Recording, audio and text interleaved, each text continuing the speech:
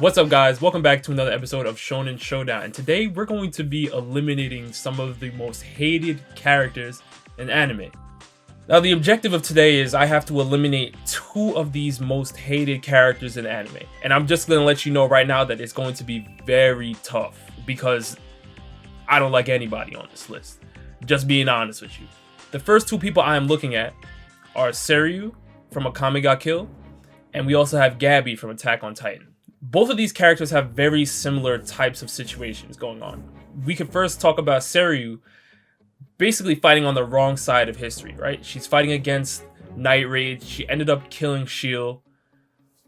Has so much rage, so much anger. It's even shown in her Imperial arms as well. Just complete rage, but it's all coming from fighting on the wrong side of history. That's why we don't like her. I don't know if that surpasses the other people that are on this list. And we can even go deeper and we can talk about Gabi from Attack on Titan. This is a similar situation because Gabi is fighting on the wrong side of history from our perspective because we are watching Attack on Titan through the eyes of the Eldians. We are seeing it from all of the Eldians that are on Paradis Island, right? So that is our perspective. That is our perception of what's going on. But Gabi sees it from the other side. Can we crucify Gabi because she ended up taking out Sasha? Was it okay? Now, when I see that, my first thing is I think that Falco had the opportunity to stop Gabi. I put more blame on Falco. Falco was in the room with Eren. He was in the room with Reiner. And he heard what was going on. And he still was unable to relay that information to Gabi in time. So by that time, Gabi was already on the airship, busting shots. It was too late. It was way too late. But I don't know if it's fair to really say that Gabi deserves to be one of the top two most hated in anime. She's just fighting on the wrong side of history. Has way too much rage. Has way too much anger. If it was on our side, we would love it. So I'm not going to eliminate those two. Next, I want to actually talk about Akainu, because Akainu is actually a character that I have more disdain for than Gabi and Seryu. But when it comes to Akainu, he is also like Gabi and Seryu, fighting on the wrong side of history. So it brings into question why I believe he's even more hated than those two. Listen, Gabi and Seryu were fighting for what they believed in. But Akainu is different. Akainu is trying to enforce his own idea of what justice is onto the world. First of all, we have to look at what happened to the Marines once Akainu took over. Because I believe that his leadership in the Marines is even more damning to his career than him killing Ace. Because if we want to be honest, Ace's death was Ace's fault, right? Everybody came through and sacrificed so much to save Ace. All Ace had to do was run away, and he wasn't able to do that. Akainu's words got the best of him, and he ended up losing his life. But I believe that Akainu running the Marines has been one of the worst things that has ever happened on the Marine side in One Piece. And we could tell this easily, right? Aokiji and Akainu ended up fighting, which thus created Punk Hazard.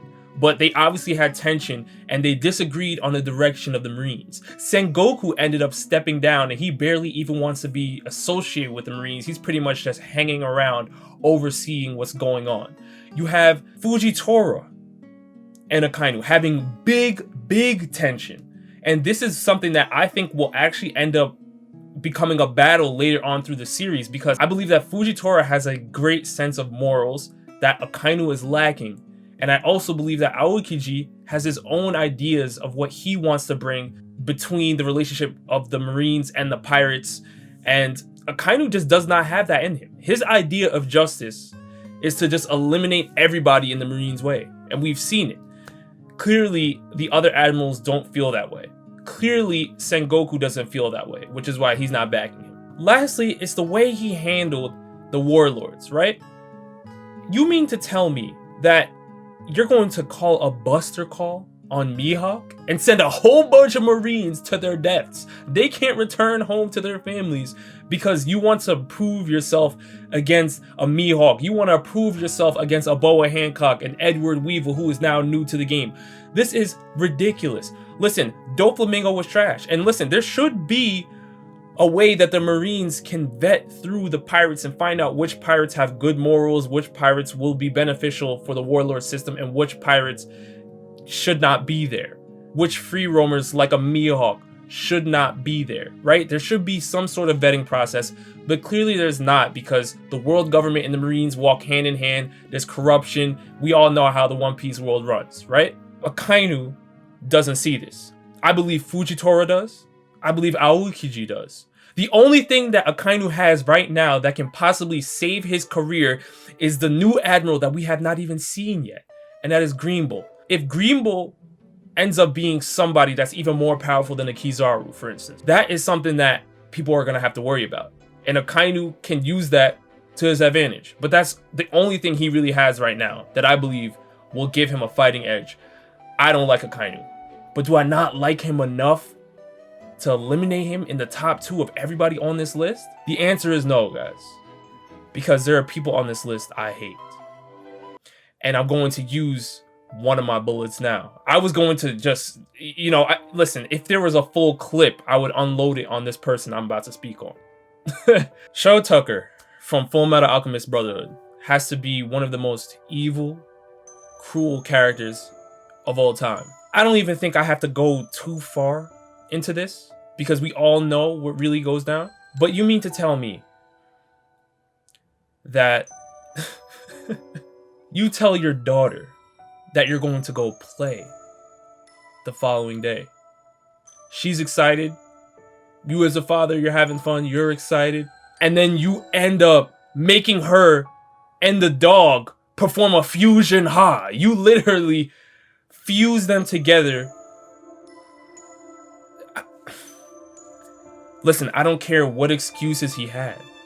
Oh, I have to finish this experiment. People are going to... I don't care about any of that. This is cruel. This is evil. This is terrible. He is getting that first bullet. Get rid of Tucker. Get rid of him. He's terrible. He's shot. I'm good on him. I'm good. I'm using my first one on Tucker. Now let's look at Danzo for a sec, because obviously the Naruto fans want to get into this as well, and so do I.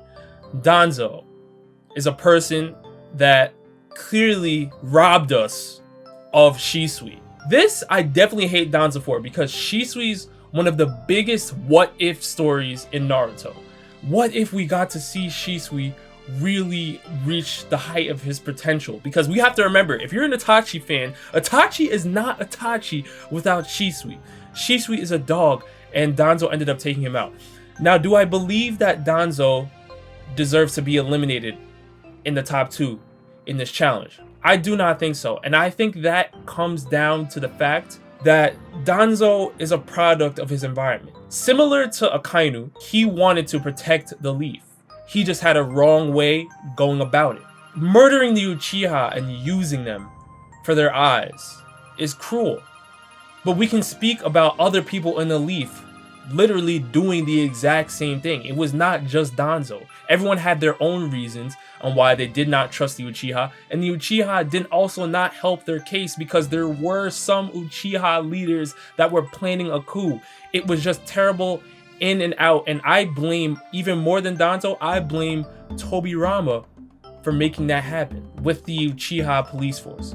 But then again, listen, the Uchiha never had a great relationship from the get-go with the rest of the Hidden Leaf, and that goes even back to the first Hokage, Hashirama, and Madara days. That goes back to the Senju versus the Uchiha. This is bigger than Danzo. Yes, Danzo is cruel. Yes, Danzo is evil, but we have to remember that this is much bigger than him. He's just a product of his environment, so I cannot vilify him too much. So this leaves the last 2 left. You guys only saw me eliminate one person, so you know it has to be one of these remaining 2 girls. We have Rachel from Tower of God, and we have Myne, aka Malty, from Shield Hero. I want to talk about Rachel for a second. Rachel is obviously trash, right? The way she treated Bomb after Bomb went through extreme lengths to help her is just wild. But I don't know if I can eliminate her, because I feel like it's too early. If you're an anime only in Tower of God, I believe it is too early to really vilify her right now, because we don't know her full story. We don't know her intentions. We don't know if she was trying to do something or if she's going to go even worse and drop further down on this path of betrayal. We have no idea. Right now, we've seen that Kun, one of my favorite characters in Tower of God, is keeping a close eye on her. He wasted no time questioning her once he saw that she didn't show any signs of emotion when she practically almost killed Bomb off. Like, we know that Rachel is cruel for what she did, but then again, that's similar to people in One Piece, right? You have Straw Hats like Sanji and Nico Robin that ended up quote-unquote betraying the Straw Hats, and they ended up coming back. Usopp versus Luffy. We see these things time and time again where the main characters get betrayed. Naruto gets betrayed by Sasuke. All of these things are happening, and we don't know what their intentions are until later on. And I believe that Rachel and Bomb may have a similar type of relationship where right now Rachel is evil, but who knows, she may have a reason why she is betraying Bomb and we just don't know it yet. Or she could just be cruel and terrible. In that case, I would eliminate her, but because I do not know, I'm eliminating Malty. Yes, this person right here. Malty is terrible. Malty is one of the worst anime characters to ever be thought of, drawn out, animated. She's trash. Let me tell you why. It's bigger than Naofumi being transported to a world that he wanted nothing to do with.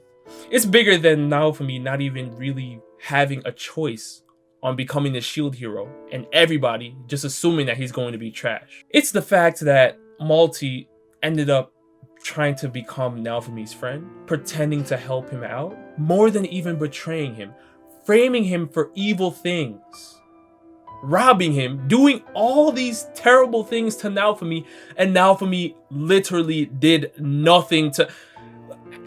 Tell me one thing that Naofumi did to Malty. You can't. There's nothing you could say that Naofumi did that deserved any of this from Malty. Malty had absolutely no reason to do this. And this is why I believe she's cruel to the core. There's no saving a person like this. This is completely similar to Tucker. You are literally hurting somebody for no reason. You're just doing it to do it. Naofumi was chosen as a shield hero. He had no prior knowledge, nothing. He was just thrown into a situation. Now he has to deal with it, and you have somebody in here kicking someone while they're already down. You have to be cruel, man. You have to be cruel. I don't rock with Malty at all. I would get rid of Malty, and I'll get rid of Shou Tucker.